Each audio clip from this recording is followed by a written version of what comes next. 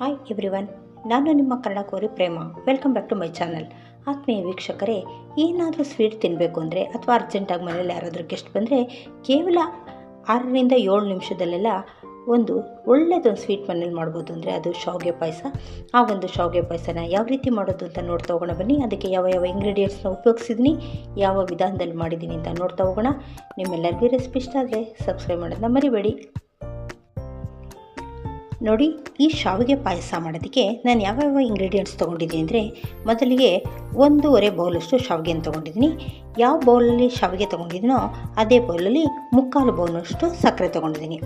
ಅಕಸ್ಮಾತ್ ನೀವು ಸಿಹಿ ತಿನ್ನೋರಾದರೆ ಇನ್ನೂ 1-2 ಸ್ಪೂನ್ ಹೆಚ್ಚಿಗೆ ಸಕ್ಕರೆನ ಆಡ್ ಮಾಡ್ಕೊಳ್ಬೋದು. ಜೊತೆಗೆ ಅರ್ಧ ಲೀಟರಷ್ಟು ಹಾಲು ತೊಗೊಂಡಿದ್ದೀನಿ. ಇದ್ರ ಜೊತೆಗೆ ಡ್ರೈ ಫ್ರೂಟ್ಸ್ಗಳು ತೊಗೊಂಡಿದ್ದೀನಿ. ದ್ರಾಕ್ಷಿ, ಗೋಡಂಬಿ, ಬಾದಾಮಿ ಮತ್ತು ಏಲಕ್ಕಿ ಇಷ್ಟು ಪದಾರ್ಥಗಳನ್ನ ಉಪಯೋಗಿಸ್ಕೊಂಡು ಮದುವೆ ಮನೆ ಶೈಲಿ ಥರ ಒಂದು ದಿನ ಇಟ್ಟರೂ ಗಟ್ಟಿ ಆಗಬಾರ್ದು, ಅಷ್ಟೇ ತೆಳುವಾಗಿರಬೇಕು. ಆ ರೀತಿಯಾಗಿ ಶಾವಿಗೆ ಪಾಯಸವನ್ನು ಹೇಗೆ ಮಾಡೋದು ಅಂತ ನೋಡ್ತಾ ಹೋಗೋಣ ಬನ್ನಿ. ನೋಡಿ, ಮೊದಲಿಗೆ ಈ ಪಾಯಸ ಮಾಡೋದಕ್ಕೆ ನಾನೊಂದು ಬಾಣಲೆ ಇಟ್ಕೊಂಡಿದ್ದೀನಿ. ಅದಕ್ಕೆ 1 ಸ್ಪೂನಷ್ಟು ತುಪ್ಪವನ್ನು ಸೇರಿಸ್ಕೊತೀನಿ. ಈ ತುಪ್ಪ ಎಲ್ಲ ಚೆನ್ನಾಗಿ ಬಿಸಿ ಆದಮೇಲೆ ನಾವು ತೊಗೊಂಡಿರೋಂಥ ಡ್ರೈ ಫ್ರೂಟ್ಸ್ನ ಮೊದಲು ನಾವು ತುಪ್ಪದ ಜೊತೆ ಫ್ರೈ ಮಾಡಿ ಎತ್ತಿಟ್ಕೊಳ್ಳೋಣ. ನೋಡಿ, ತುಪ್ಪ ಚೆನ್ನಾಗಿ ಬಿಸಿಯಾಗಿದೆ. ಈಗ ನಾನು ತೊಗೊಂಡಿರೋಂಥ ಗೋಡಂಬಿಯನ್ನು ಮೊದಲು ಸೇರಿಸ್ತೀನಿ. ಬಾದಾಮಿಯನ್ನು, ಆ ಬಾದಾಮಿ ಸ್ವಲ್ಪ ಫ್ರೈ ಆಗಲಿ. ಬಾದಾಮಿನ ಸ್ವಲ್ಪ ಕಟ್ ಮಾಡಿಬಿಟ್ಟು ಹಾಕ್ಕೊಳ್ಳಿ. ನೋಡಿ, ಇದು ಸ್ವಲ್ಪ ಫ್ರೈ ಆಗ್ತಾ ಇದ್ದಾಗಲೇ ನಾನು ಗೋಡಂಬಿಯನ್ನು ಸಹ ಸೇರಿಸ್ಕೊತಾ ಇದ್ದೀನಿ. ಎಲ್ಲವನ್ನು ಒಂಬಣ್ಣ ಬರೋವರೆಗೂ ನಾವು ಫ್ರೈ ಮಾಡ್ಕೊಳ್ಳೋಣ. ಇದು ಸ್ವಲ್ಪ ಕಲರ್ ಚೇಂಜ್ ಆಗ್ತಾ ಇದ್ದಾಗಲೇ ದ್ರಾಕ್ಷಿಯನ್ನು ಸೇರಿಸಿ ಒಟ್ಟಾಗಿ ಎಲ್ಲವನ್ನು ಫ್ರೈ ಮಾಡ್ಕೊತೀನಿ.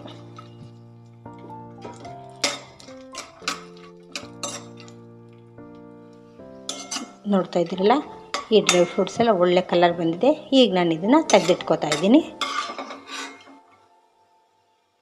ನೋಡಿ, ಡ್ರೈ ಫ್ರೂಟ್ಸ್ ಎಲ್ಲ ತೆಗೆದಿಟ್ಮೇಲೆ ಇದೇ ಒಂದು ತುಪ್ಪದ ಜೊತೆಗೆ ನಾನು ತೊಗೊಂಡಿರೋಂಥ ಶಾವಿಗೆಯನ್ನು ಹಾಕ್ಕೊಂಡು ಜಸ್ಟ್ 1 ನಿಮಿಷ ಹುರ್ಕೊಂಡ್ರೆ ಸಾಕು.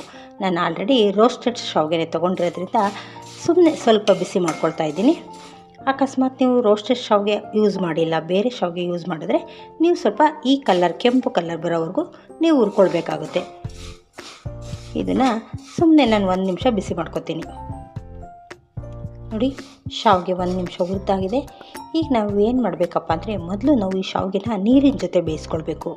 ಆಮೇಲಿಂದ ನಾವು ಸಕ್ಕರೆ, ಹಾಲನ್ನು ಹಾಕಬೇಕಾಗುತ್ತೆ.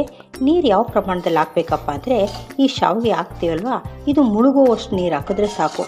ಬೇರೆ ಏನು ಅಳತೆ ಬೇಡ. ಇದಕ್ಕೆ ನಾವು ಶಾವಿಗೆ ಹಾಕಿದ್ಮೇಲೆ ಇದು ನೀರಿನ ಜೊತೆ ಮುಳುಗಬೇಕು. ನೋಡಿ, ಈ ಪ್ರಮಾಣದಲ್ಲಿ ನೀರನ್ನು ಸೇರಿಸಿ. ಏಕೆಂದರೆ ಫಸ್ಟೇ ನಾವು ಹಾಲಲ್ಲಿ ಬೇಯಿಸ್ಕೊಂಡ್ರೆ ಶಾವಿಗೆ ತುಂಬ ಗಟ್ಟಿಯಾಗುತ್ತೆ. ಹಾಗಾಗಿ ನೀರಿನ ಜೊತೆ ಬೇಯಿಸ್ಕೊಳ್ಳೋಣ. ನೋಡಿ, ಇಷ್ಟು ಮೇಲೆ ನೀರು ನಿಂತಿದ್ರೆ ಸಾಕು. ಇದಕ್ಕೆ ನಾನು 1/4 ಲೀಟರಷ್ಟು ನೀರನ್ನು ಸೇರಿಸಿದ್ದೀನಿ. ಈಗ ಮೊದಲು 2ರಿಂದ 3 ನಿಮಿಷ ಈ ಶಾವಿಗೆನ ಚೆನ್ನಾಗಿ ಬೇಯಿಸ್ಕೊಳ್ಳೋಣ. ನೋಡಿ, ಈಗ ಇನ್ನೂ ಸ್ವಲ್ಪ ಬೇಯಬೇಕು. ಇನ್ನೂ 1-2 ನಿಮಿಷ ಬೇಯಿಸ್ಕೊಳ್ಳೋಣ. ನೋಡಿ, ಈಗ 1-2 ನಿಮಿಷ ಆಗಿದೆ. ನೋಡಿದ್ರೆ ಗೊತ್ತಾಗುತ್ತೆ ಶಾವಿಗೆ ಎಲ್ಲ ದಪ್ಪ ಆಗಿದೆ, ಬೆಂದಿದೆ ಅಂತ. ಆದರೂ ನಾವು ಹೇಗೆ ಚೆಕ್ ಮಾಡಬೇಕಪ್ಪ ಅಂದರೆ, ಈ ರೀತಿಯಾಗಿ ತೊಗೊಂಡು ಈಗ ನೋಡಿ, ಈಗ ಈಸಿಯಾಗಿ ಕಟ್ಟಾದರೆ ಶಾವಿಗೆ ಕರೆಕ್ಟ್ ಹದವಾಗಿ ಬೆಂದಿದೆ ಅಂತ. ಈ ಒಂದು ಟೈಮಲ್ಲಿ ನಾವು ಇದಕ್ಕೆ ಹಾಲನ್ನು ಸೇರಿಸ್ಕೊಳ್ಳೋಣ. ನೋಡ್ತಾ ಇದ್ದೀರಲ್ಲ, ನಾವು ಕಾಯಿಸಿ ಆರಿಸಿರೋ ಹಾಲು, ಇದು ಬಿಸಿ ಮಾಡಿದ್ದೀನಿ, ಆರಿರೋ ಹಾಲನ್ನ ಸೇರಿಸ್ಕೊತಿದ್ದೀನಿ. ಈಗ ಹೆಚ್ಚು ಹೊತ್ತೇನು ಬೇಯಿಸೋದು ಬೇಡ. ಈ ಹಾಲು ಒಂದು ಕುದಿ ಬರಬೇಕು, ಅಲ್ಲಿನವರೆಗೂ ಕುದಿಸ್ಕೊಳ್ಳೋಣ. ನೋಡಿ, ಈ ರೀತಿ ಒಂದು ಕುದಿ ಕುದ್ರೆ ಸಾಕಾಗುತ್ತೆ. ಈಗ ನಾನು ತೊಗೊಂಡ್ರಂಥ 3/4 ಬೌಲಷ್ಟು ಸಕ್ಕರೆಯನ್ನು ಸೇರಿಸ್ತಾ ಇದ್ದೀನಿ. ಸಕ್ಕರೆ ಹಾಕಿದ್ಮೇಲೆ ನಾವು ಜಾಸ್ತಿ ಹೊತ್ತೇನು ಕುದಿಸೋದು ಬೇಡ. ಜಸ್ಟ್ ಸಕ್ಕರೆ ಕರಗಿದ್ರೆ ಸಾಕು. 1 ನಿಮಿಷ ಕುದಿಸ್ಕೊಂಡು ನಾವು ಫ್ಲೇಮ್ನ ಆಫ್ ಮಾಡ್ಕೊಳ್ಬೋದು. ನಾವು ಈ ಶಾವಿಗೆಗೆ ಹಾಕುವಂಥ ಹಾಲು ತುಂಬ ಗಟ್ಟಿಯಾಗಿರಬೇಕು. ನಾವೇನಾದರೂ ತೆಳುವಾಗಿರೋ ಹಾಲು ಹಾಕಿದ್ರೆ ನೋಡಿ, ಪಾಯಸ ಎಲ್ಲ ನೀರಾಗುತ್ತೆ. ಈ ರೀತಿ ಗಟ್ಟಿ ಹಾಲು ಹಾಕಿದ್ರೆ ಪಾಯಸ ಒಳ್ಳೆ ಕನ್ಸಿಸ್ಟೆನ್ಸಿಲಿ ರೆಡಿ ಆಗುತ್ತೆ. ನೋಡ್ತಾ ಇದ್ದೀರಲ್ಲ, ಈಗ 1 ನಿಮಿಷ ಕುದಿಸ್ಕೊಂಡು ನಾವು ಫ್ಲೇಮ್ನ ಆಫ್ ಮಾಡ್ಕೊಳ್ಳೋಣ. ನೋಡಿ, ಸಾಕೀಗ ಒಂದು ಕುದಿ ಕುದ್ದಿದೆ. ಈಗ ನಾನು ಪುಡಿ ಮಾಡಿಟ್ಕೊಂಡಿರೋಂಥ ಏಲಕ್ಕಿ ಪೌಡರ್ನು ಸಹ ಇದಕ್ಕೆ ಸೇರಿಸಿ ಒಳ್ಳೆಯದೊಂದು ಮಿಕ್ಸ್ ಮಾಡಿ ಫ್ಲೇಮ್ನ ಆಫ್ ಮಾಡ್ಕೊಳ್ತಾ ಇದ್ದೀನಿ. ನೋಡ್ತಾ ಇದ್ದೀರಲ್ಲ ಎಷ್ಟು ಒಳ್ಳೆ ಕನ್ಸಿಸ್ಟೆನ್ಸಿಲಿ ಶಾವಿಗೆ ಪಾಯಸ ರೆಡಿಯಾಗಿದೆ.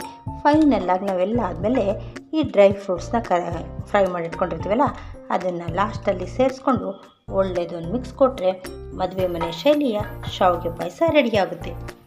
ನೋಡಿ ಎಷ್ಟು ಒಳ್ಳೆ ಕನ್ಸಿಸ್ಟೆನ್ಸಿಲಿದೆ.